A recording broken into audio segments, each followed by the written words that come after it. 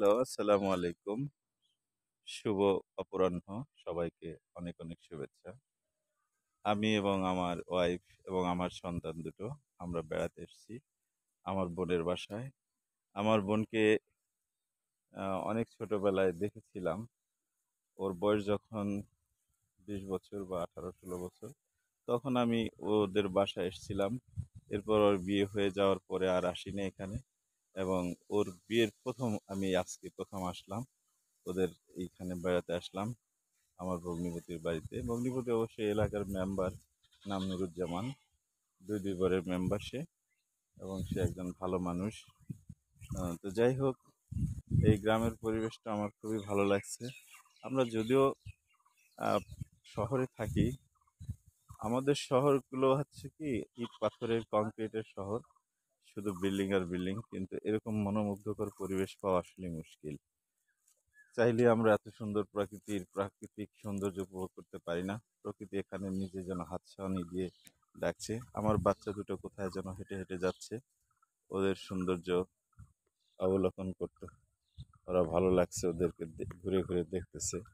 হ্যাঁ, ওদের ইসের বাসা, ফুপুর বাসা এসছে। উম, ভালো, ওদের কাছে খুব ভালো লাগছে, এনজয় করছে। যদিও এটা দুপুর বেলা, বিকেল হলে আমাদের আরো ভালো লাগতো। হ্যাঁ, বাঁশঝাড়, এই গাভী, হ্যাঁ, তারপরে উম, আমাদের ঐতিহাসিক তাল গাছ এক পায়ে দাঁড়িয়ে, সব গাছ ছাড়িয়ে উঁকি মারে আকাশে, মনের সাত কালো মেঘ উড়ে যাবে, ইত্যাদি ইত্যাদি কত ধরনের কবিতা আছে।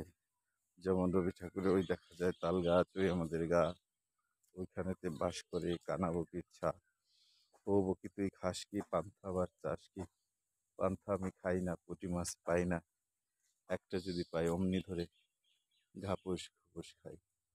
আমার প্রাণ প্রিয় ছেলে মেয়ে দুটো ঘুরতেছে, ওদের ভালো লাগতেছে।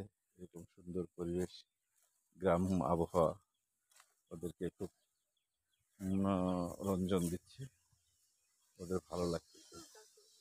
তো যাই হোক, পরিবেশটা অনেক ভালো। আমার ছেলে তো খুব ভালো, কিন্তু সারাক্ষণ মোবাইল নিয়ে গেমস খেলে। হ্যাঁ,